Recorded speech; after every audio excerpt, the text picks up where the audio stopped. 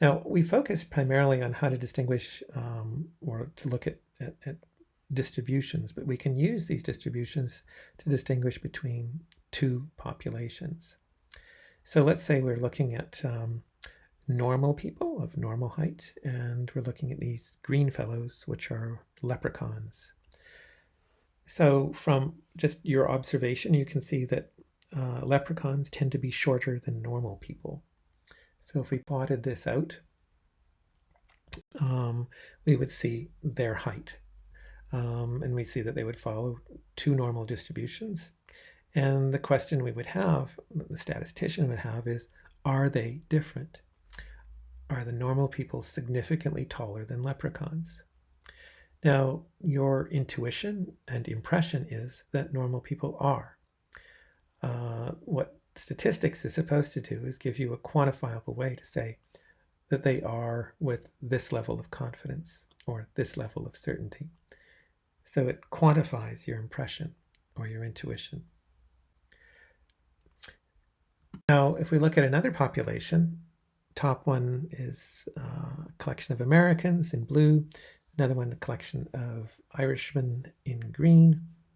We measure them, and the result is we get two distributions, the Irish in green, the Americans in blue, and we've got their height, and the question is, are they different? In this situation, the distributions overlap so much that intuitively we might say, no, probably they're not different. What statistics is supposed to be able to do is tell us if they really are different and whether they're significantly taller or shorter. So again, statistics tries to give you a mathematical, quantifiable way of justifying your impression or observation. So one of the first applications of statistics is called the student's t-test, or just simply the t-test. And it was designed to determine if two populations are different, two univariate populations. So our univariate variable is height, and we're looking at Irish people versus Americans, or we're looking at normal people versus leprechauns. So what you're wanting to do in a t-test is you calculate the probability that the two sample averages are the same. It gives you a statistic, a number, and if the value is, let's say, p equals 0.4, and the cutoff is 0.05, then we would say that the two populations are the same. If, on the other hand, we have a t-statistic that we calculate as being 0.04, and our cutoff is 0.05, then we reject the null hypothesis and we say the two populations are different. There are several types of t-tests. There's a paired test and an unpaired test. The paired test is typically used in longitudinal studies or before and after studies, while the unpaired t-test is typically used for cross-sectional studies or two randomly chosen samples. The t-test can also be used to determine if two clusters are different. So we can see this picture where there's two variables plotted out, and we can see, to our eyes, two apparent clusters. The t-test can be used to determine if those two clusters are in fact distinct or separate. Now the t-test was designed to work for normal distributions. The question is, what if the distributions are not normal? This is an example where we've got two rather bad, sad-looking distributions where there isn't a single peak. They almost look bimodal in their shape. Well, there are techniques to deal with that. A method called the Mann-Whitney U-test, not the t-test, or the Wilcoxon-Rank sum test can be used. So you can use non-normally distributed populations. It is a more powerful test than the t-test. And rather than looking at means, which is what we do with the t-test, it looks at medians. And the question is, are the sample medians the same? So you can use the same numbers, whether it's an alpha of 0.05, and if the p-value coming from the Mann-Whitney test is, say, 0.4, then they are the same. If the Mann-Whitney test says 0.04, then the samples are different. The Mann-Whitney test is harder to do. It's more mathematically complex. there's a simple alternate to calculating p-values over the Mann-Whitney test.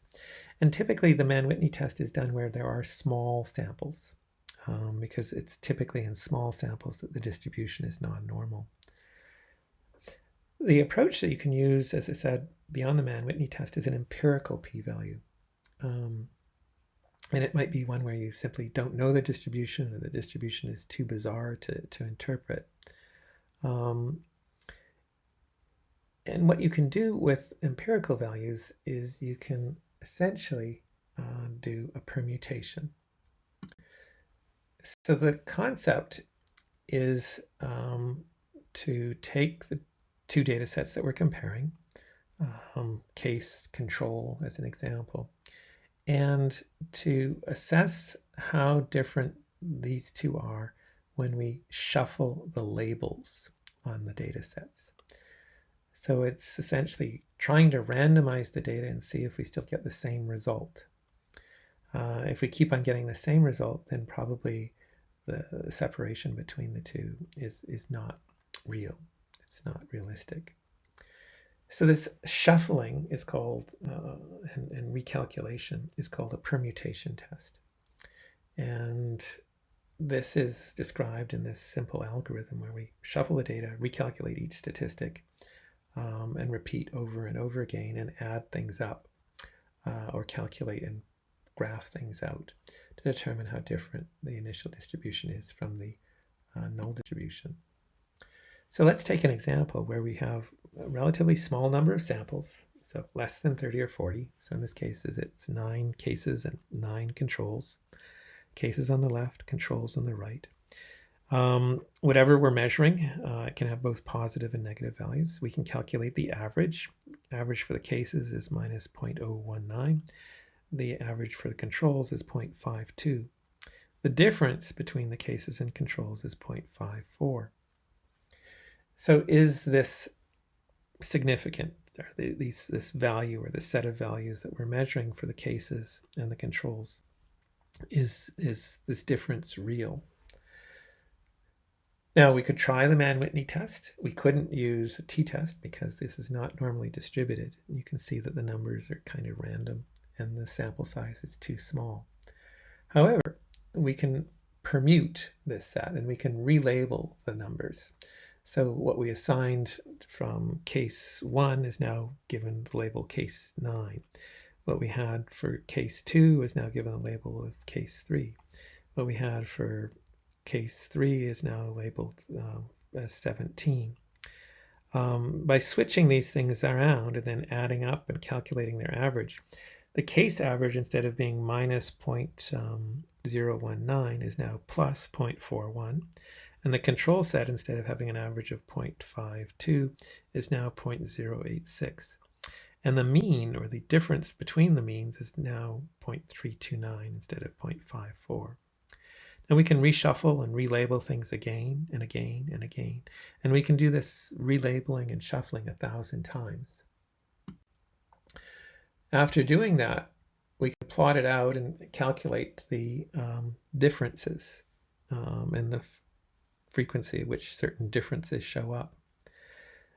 And what we'll see is shown in this graph. We'll see that most of the differences will come up to hovering around 0.01, 0.02, and that they'll follow some sort of Poisson-like distribution.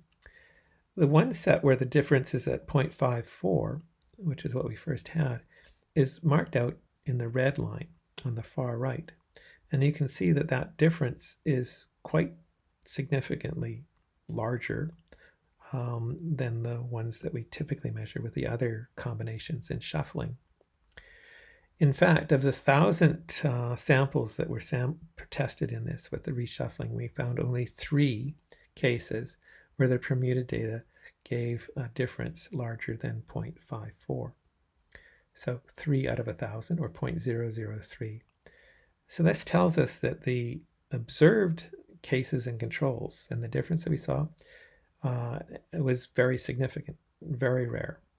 And so we would give it a P of 0.003, indicating that our level of significance of alpha was 0.05. This was indeed a robust finding that these were significantly different between the cases and controls.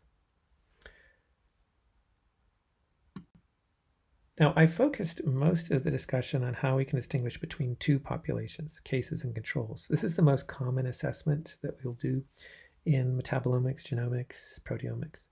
But you can also have more complex studies and study designs where you're looking at not just two cases, two sets of cases and controls, but three different groups. And so here's an example where we've got normal people, shorter leprechauns, and very short elves. So again, just by eye, you can see that there are different heights. The normals have a certain height. The leprechauns are shorter. The elves are distinctly shorter. These are three populations, not two. If we plotted out our curves, we would see the height curves looking like this, with the elves being on the left side, the leprechauns being in the middle, and the normals being on the right, being distinctly taller. The question that statistics asks is, are these populations different? To our eye, they are, but statistically, are they really? Now here's another set of populations where we're looking at the top are US, the middle Irish, and the bottom are Canadians. Again, just by eye, you might be able to ascertain that they're all pretty much about the same height. And so if we plotted out their actual heights, we would see that in fact they fall pretty much right on top of each other. The distributions are tight and they're all Gaussian shaped. The question the statistician would ask is, are they different or are they the same?